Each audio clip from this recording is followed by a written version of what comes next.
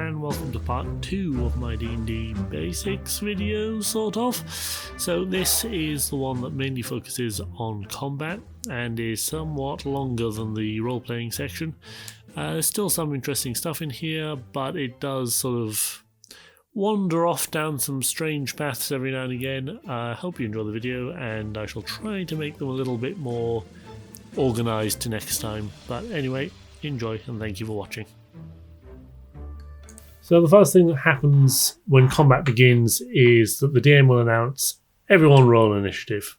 This means that all of the players and the DM for all of the monsters involved in the fight will roll a d20 and add their dexterity modifier, which is predominantly shown on your character sheet as your initiative modifier, but this is based on your dexterity score. So, and the resulting sequence becomes the running order of the combat, because as soon as combat begins in Dungeons and Dragons, it becomes turn-based, and this is simply in order to keep things sequential and to allow things to happen in a logical order.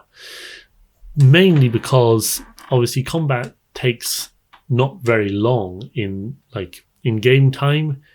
Every turn is supposed to be around 6 seconds, which obviously can't really happen in reality because we have to plan and we have to choose what we want to do. And often combat in Dungeons and Dragons 5th edition will take hours of time, of real time. But in the game time, it can maybe take 10 minutes, if that. So in order to have all these things happening all at once, we have to turn it into a turn-based game, and the numbers and the rolls and the kind of the stats become much more important, and all of your abilities for your characters really start to shine at this point. So during your turn as a player, you have a number of things that you can do, and there's a handy graphic provided, I believe, by the Wizards of the Coast, which I shall pop up, which lays out in quite easy to read all of the things you can cover during your player turn. And the basics are pretty much you can do 1 or 2 things during your turn, and they take place immediately. So if you want to swing your sword and hit a bandit, you will be able to roll your attack, and should your weapon hit, you'll roll your damage. So to aid this, there are many kind of mechanics and options within D&D that relate to miniatures and battleboard maps, which you can choose to use. For example, like the movement speed is set in feet, so an average movement speed would be 30 foot. Now, this relates quite closely to battle maps, which are broken into grids, and each square for that grid would be 5 foot. So with a movement of 30 feet, which is kind of the average for most humanoid creatures, they can move 6 squares basically across the map. You don't have to use battle maps. A lot of the time when I'm playing, I'll just imagine the combat, and it's 6 of one, half a dozen of the other. Basically, either way works perfectly well. Using battle maps allows you to be a bit more tactical. You can keep track of larger numbers of monsters, and you can figure out what certain abilities do. If you want to allow flanking, for example, which was a thing you could do in older versions of Dungeons and Dragons, where if you have an ally behind an enemy, so you've got an enemy, you, and then somebody else behind, then that enemy will be flanked and you get advantage on the attack, or their AC, their armor class is dropped. Sometimes it can be handy to have miniatures to know where people are, but if you're good at imagining the world, imagining the combat, then you can kind of do it in kind of a theatre of the mind and just come up with it yourself. For the players, the choices are slightly easier since the things you can complete in one turn of combat are quite limited. But really engaging with what your character can do and knowing your skills and abilities does become very important during combat, because there are multiple spells and abilities and features that allow you to do extra things in combat. A very basic example of this would be the action surge for a fighter, which allows them to take another attack on their turn. If you don't use this, then you're basically giving away a huge amount of extra potential damage, which could be entirely game-changing in combat. This is the same with like bonus actions. So every turn you get a major action which allows you to do one thing, but you can also sometimes get bonus actions. Certain spells could be used as bonus actions, like I believe mage armor might be a bonus action which allows you to shield yourself from damage, and this can be vital to remember that you can do this before your turn ends, because if you've then forgotten it and it gets onto the enemies, they might attack you and kill you before you get another turn. And again, it is quite important to remember that for combat, even though it can take hours to get through a combat encounter, the number of turns are often quite small. Again, depending on the size of the party, for example, it can be 1 or 2 turns before an entire encounter is dealt with. But within that turn, there might be 4 players and 5 monsters, each taking a turn. Before a combat round is finished. For players, the choices are relatively simple. You only have one major action and potentially a bonus action and your movement to decide what you want to do on that turn, like on your turn within one round of combat. What becomes really important for players is to learn what their characters can do, what their skills are, and what their abilities are. Particularly if you're a spellcaster, for example, figuring out which spells can be applied in combat in your turn during a combat round is very important, because the important thing to remember is for combat, even though it can take hours of real time to get through, the number of combat rounds can be quite small. It can be maybe 2 or 3 rounds before an encounter is finished. And this is because there can often be quite a lot of players or monsters taking turns. And the players are generally at quite a large advantage over the monsters, and they can do a surprising amount of damage, particularly if they're run well. So you might not have that much time to apply all of your abilities or your skills, and if you forget to use one, you might end up kicking yourself later on once your turn is finished and the monsters get their goes and you realize, oh, I could have done this. So learning what your character can do, what all the features and the skills mean, is one of the most important things you can do when you're deciding to play. And figuring out, again, looking at the graphic that the Wizards of the Coast thing provides and seeing exactly what you can do in a round, and seeing which features fall into this, because oftentimes you'll know you have one major action, so you can swing your sword at a bandit, for example, but you might forget that you've also got a bonus action, or that you can move, attack, then move again, and this can help you get to cover, get out of range of other creatures. It can help you reposition yourself more tactically. So thinking about it not only realistically as in what your character would do, but then also putting your mind into that much more game-like perspective where you realize, okay, I can mechanically do these certain actions and they will allow me these certain advantages. So that's kind of for the player side. They have to be aware of what they're capable of doing. Whereas for the DM, generally combat is just way too much going on all the time. It's always going to feel overwhelming, particularly when you're starting out. But just in general, most combat will feel fairly overwhelming because you basically have to run all of the monsters and make sure that they're making sensible and appropriate choices. You also are generally going to be probably running NPCs that have tagged along with the party or have been brought along with the party. You might be running DMPCs if you happen to play the game like that. And you need to keep track of the PC's hit points, preferably, because then you know how much damage you can do them or should do them. You also want to keep kind of in mind the overall story of the game. The combat encounter that you've come up with might just be something to break up the monotony of a long RP session, but a lot of the time, if you're running it right, combat encounters really should be there to progress the story. They should be there to add tension to a story, to maybe develop a villain or something, and so you really want to make sure that this combat encounter is playing out in a narrative form. And this can be tricky because there's so many dice rolls involved, and your monsters can potentially do a huge amount of damage or fail catastrophically, just like the players can. So never go into combat expecting it to go exactly how you plan, because you're losing control quite a bit when combat begins because of the chaos of battle and the chaos the dice bring in. So this will also inform how you kind of like to play your game. So depending on how you want to play it, you can either roll most of your rolls for monsters and events behind a DM screen or hidden from the players, or you can roll it outright in front of everyone and everyone can see what the results are, or you can use a mix of both. Now, the more you play, the better you'll get at knowing how to match monsters to players. There is a pretty good system of like a rating system called CR, which is challenge rating, I believe, which the monster manual has, and it'll have a list for every monster, the general challenge rating. So for example, a goblin comes in as challenge rating of 1-4. And there is again a table in, I believe, the player's handbook, which shows you what an average party, what challenge rating they can face up against.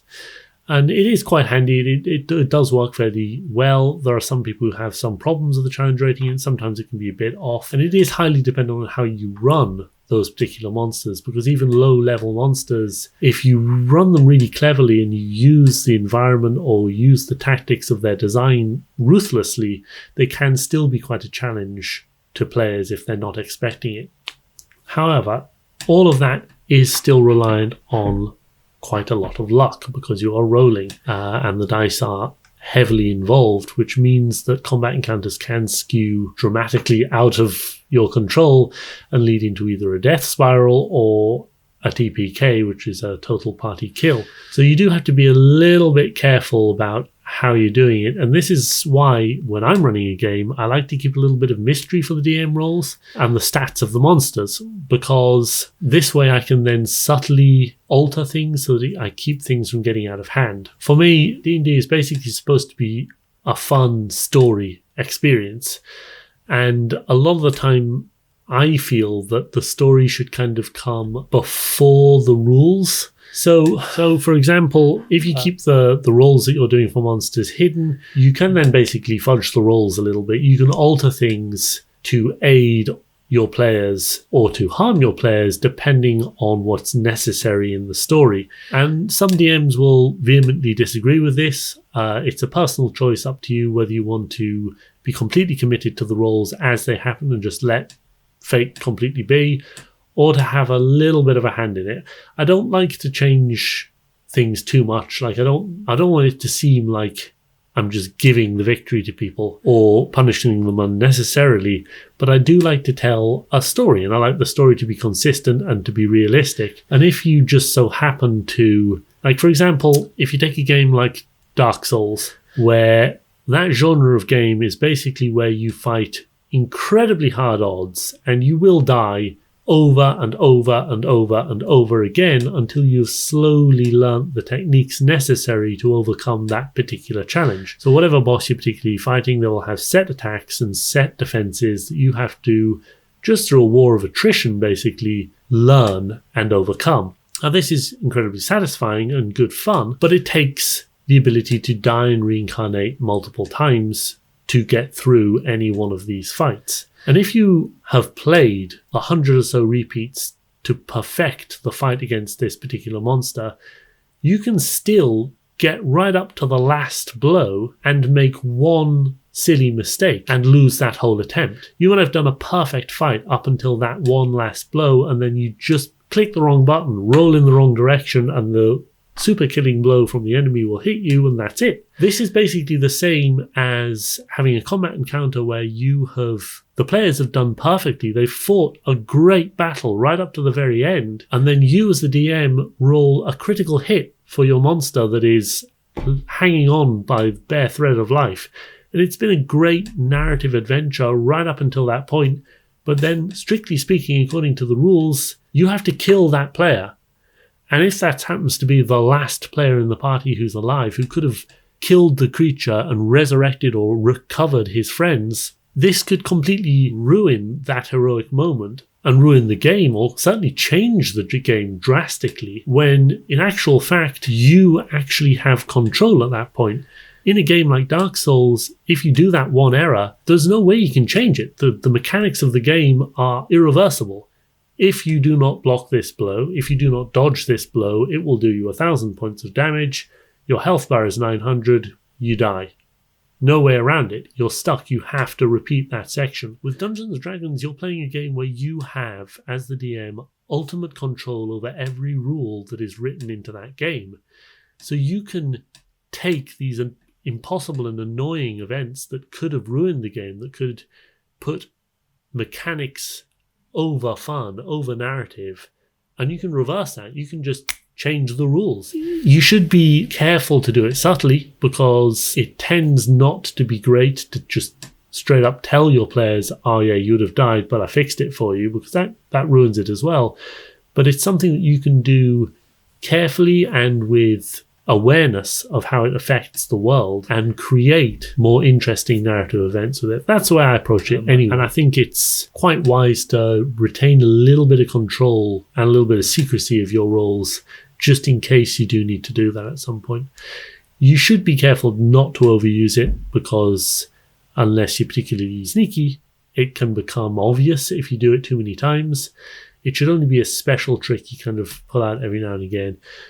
And just generally, if you are keeping to the roles but keeping them hidden, then it can also add a little bit of excitement, because then the players have no idea what's just been rolled. It might be a super hard hit or a really weak hit that's coming out, and you can make it much more into a story rather than just rolling. And that's the other fun thing that you can do in combat, is you can add the role-playing parts into it. Even so, it is easy to get distracted because there's so many numbers and so much going on that you'll maybe say, oh yeah, okay, I rolled to hit, I got an 11, yeah, I missed your character, okay, now it's your turn, okay, you rolled, okay, you hit the bandit, good, you've done him some damage, that's great.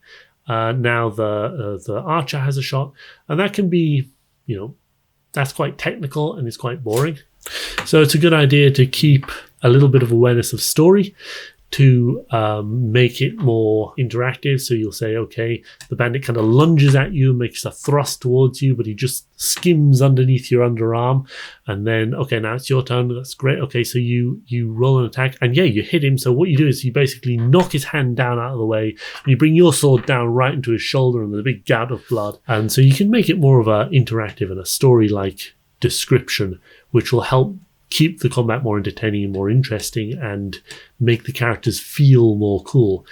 One thing I will mention, though, do be kind of aware of your audience, because you maybe won't want to be too descriptive of certain parts of, violent actions, for example, swords digging in, blood splashing out, people screaming and crying might be a little bit too much, and you might want to keep to a more kind of just swords and sandals fantasy version of things rather than too gritty Game of Thrones type. But that all depends on the group that you're playing with. Okay, so coming somewhat back from that lengthy diversion, let's move to a brief example of basic combat, just so you can get an idea of how it would function directly. So, the bandits refuse to listen and they draw their swords. Roll initiative. PC 1 gets 18. PC 2 gets 12, Monster 1 gets 14, Monster 2 gets 16. So the DM would make a note of all of the initiative and then tells PC 1 that it is their first turn because they got the highest number. PC 1 decides they want to hide behind a rock and fire an arrow. So the DM says, okay, you take cover behind a mossy boulder, roll your attack. The PC will roll their attack, so that's a d20, add their attack bonus. In total, they get, say, a 16, for example. The DM tells them that's a hit and asks them to roll the damage. They'll roll their damage dice, depending on what weapon they've used for the attack, and adds whatever modifiers that are relevant for that. And then the DM records how much damage has been taken by that particular monster, and once that's done, that's basically that turn for that PC over, and the move will then move to the next in the initiative order, which will be Monster 1, which is run by the DM, obviously, and they then decide what it will do and roll the appropriate dice. And that's basically combat. It's pretty damn simple, and the basic outline of each round is it goes through each player and monster's turn, and then the round is over. However, what can happen during and outside of those turns is just as varied as the turnless game. So literally players can use whatever skills and abilities that are appropriate within that, as long as they fit within the mechanics of the turn-based combat section, and that will be outlined in, for example, spells. We'll say it either takes an action, or it takes as a bonus action or a reaction, or any number of different other triggers. So enemies can use, characters can use all sorts of things. They can just do a standard attack, or they can grapple enemies, they can interact with the environment, they can even try to talk to enemies or distract them with performance or trickery. Any number of the 18 skills that you have as a player character can be used in interesting ways. For example, in a bit of combat I recently just was in, I ran up to an enemy who I hadn't been directly in line of sight with, and I convinced them that I was on their side. And then once I convinced them that, I pushed them over a balcony and knocked them into my allies. So you can use all sorts of performance things. So for example, the character I was playing in that game is a bard and is not very good at combat. They're not very strong. They can't do all that much damage, but they've got very high skills, such as charisma-based skills. So you can cleverly use skills even in combat. It's just a little bit more limited, as in the DM then has to determine how much of your turn it will take, or how many turns it will take. And you've got to be quite careful, because as I said before, combat, although it takes a long time in real time, the number of rounds, full rounds, that can be required for a combat encounter to end can be quite small. 1, 2, maybe 3. Usually combat doesn't take that many full rounds before one side or the other has been defeated. So it's much like the role-playing side of things. The structure is really simple, but the application of that structure can be very varied, and it can become very complicated depending on how you approach it. As a DM, basically be ready to be overwhelmed in combat. Eventually it becomes easier to hold the basic rules in mind, and you'll be able to adapt live more quickly, but by then you'll be wanting to create more dynamic and engaging encounters, so it'll still feel like too much. Basically, the rule is, in my experience so far anyway, that combat is always going to feel like too much as a DM, because you are just doing a lot at that time. You're trying to run a story, you're trying to run all the monsters, you're trying to keep the players kind of in line and also keep them having fun, and it will be a big overwhelm. Certainly the first time, and pretty much is going to stay an overwhelming experience. But that's not to say it isn't fun to run combat, because you do get better at it and you get more flexible with it, and you learn interesting ways to run games.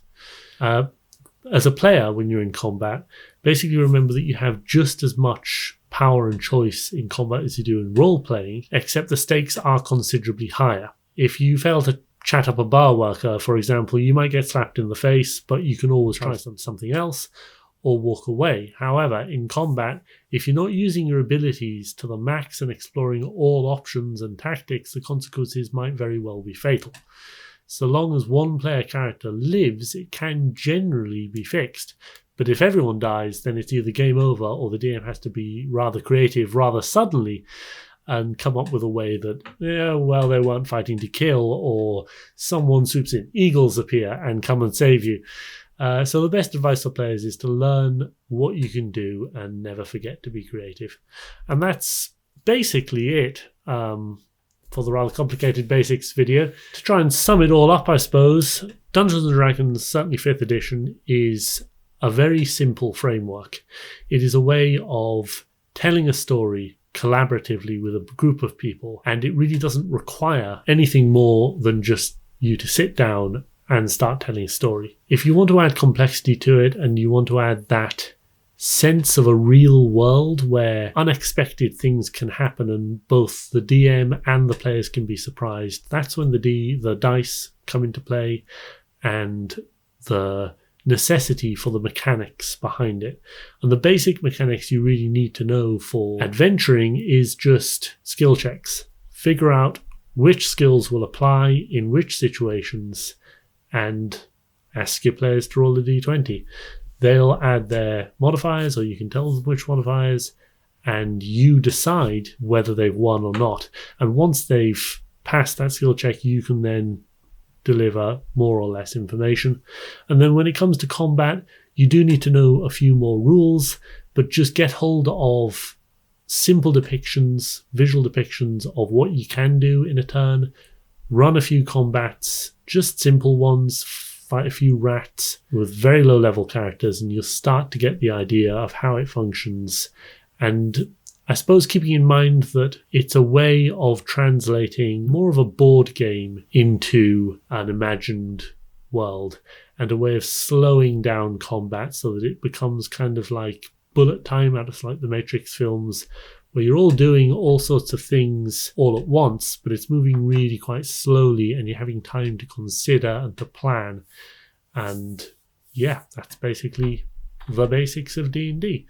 I don't know how helpful this video is going to turn out to be, but I'm glad you sat through all the way to the end, so thank you for watching, and I hope to be making another one sooner. This was a bit of a delayed video, this one, but it is getting close to Christmas, so hence my rather awesome Christmas monster tree behind me. So yes, thank you for watching, and I hope you'll join me in my next video. As always, be well and good luck.